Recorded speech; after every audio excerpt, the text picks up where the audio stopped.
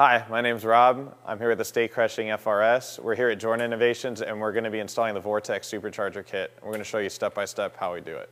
I'm Jeff Jordan. We're here at Jordan Innovations. We're here to install the Vortex Supercharger kit on the StayCrushing Scion FRS. So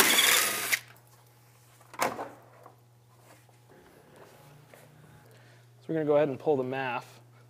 The stop plug comes right out here. We're going to need to modify this later.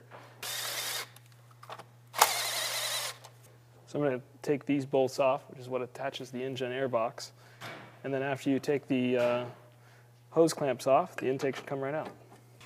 Now we're going to pull the belt covers off of the alternator and the AC pump. And there's this little 90-degree coupler here. This is for the intake resonator tube that runs inside the car. With the Supercharger, we don't need that. You'll hear it. So we're going to go ahead and cap this off with a supplied cap. Now because this car already had an aftermarket air induction system on it, the resonator's already been capped. But now that we've capped the back side of it, I'm just going to go ahead and remove it.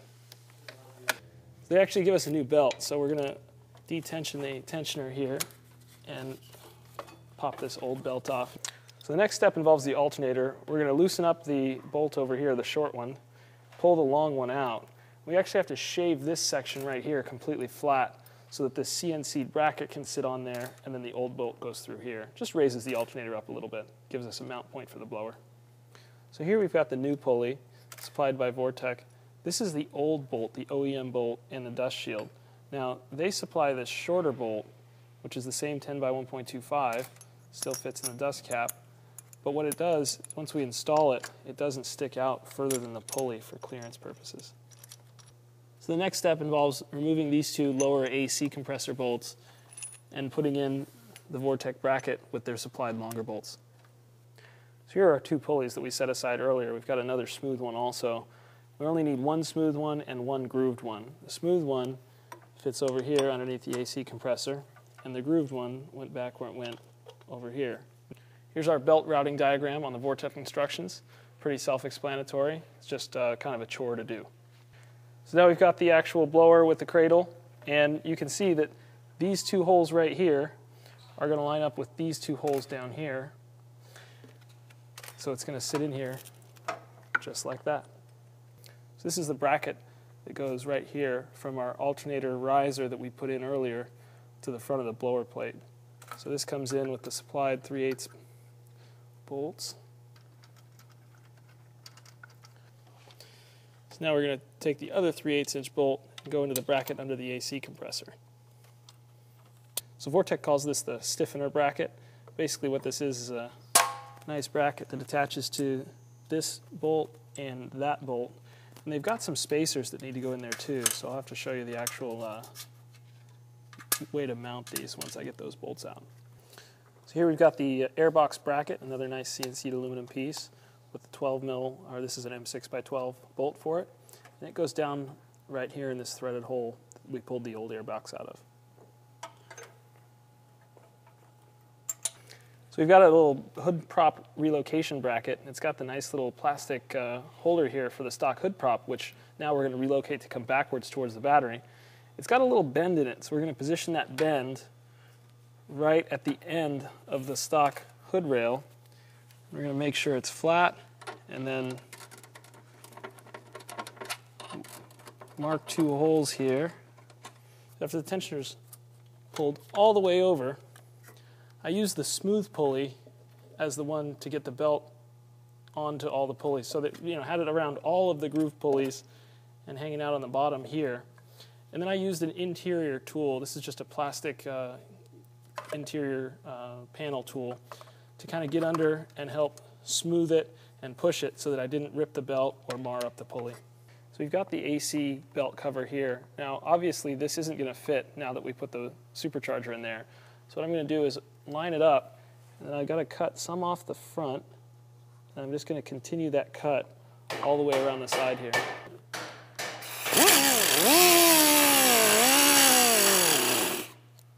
On a factory car, you've also got these side panels right here that need to be trimmed.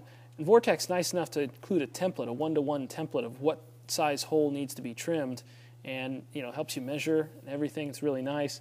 In this car, since it already had an aftermarket front bumper, we actually don't even have these side panels, so we're set to go. So to install the intercooler piping, we actually need to move the washer reservoir. Next thing we need to do is remove the horn. Now the horn bracket has a little tab that we're going to flatten out, and then we're going to move it just further back and mount it. The OEM setup has a little bracket that sits in here on a single bolt that helps hold the AC condenser, which Vortec was going to use with their vibration isolator here to help hold the bottom of the intercooler. We don't have that, so we're just going to use these 4 bolts here that we drill into the top of the front bash bar here to hold the intercooler, and that's actually going to hold it at the correct angle. We just have to center it ourselves. So this is the new charge pipe, and this will actually go over on the passenger side. This relocates the MAF. Now it's a card style blow-through MAF, so it doesn't matter where it is, but we're going to be moving it down below the passenger side headlight. So the OEM MAF wire here is going to need to get extended. So Vortec's going to include some wire with the kit, but we still need to open up this corrugated loom here and chop these wires so that we can extend them. So we've got one of the hump couplers here. This goes right on the supercharger itself. Gives the intercooler piping some flexibility if the engine vibrates. And then we've got the curved piece here that goes up behind the headlight, comes in right there to the blower. So this is the little 90-degree pipe here with the couplers on it. Let's slide this one onto the intercooler, rotate this one up, and sneak that upper pipe in here. Now that we cleared out that bracket, this pipe fits in really easily.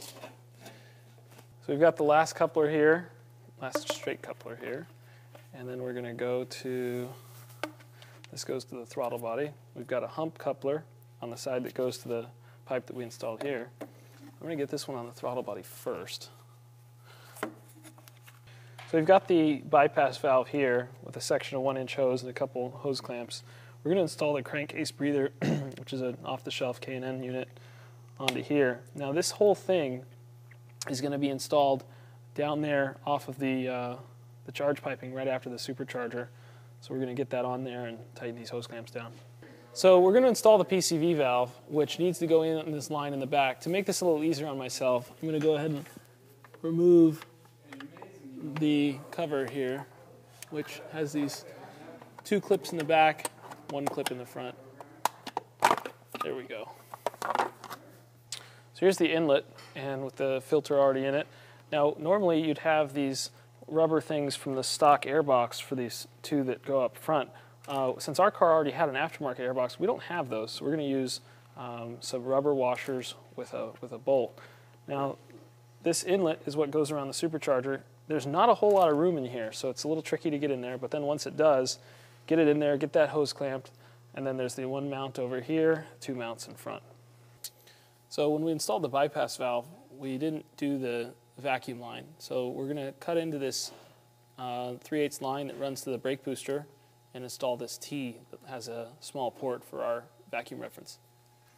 So here's the MAF wires that we cut back earlier.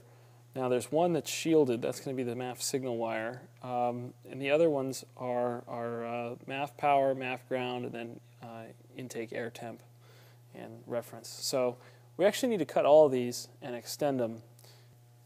You're applying solder, you wet the tip, set the tip to the wire, and then flow the solder across. That's all you need. Don't need to goop it on there real big.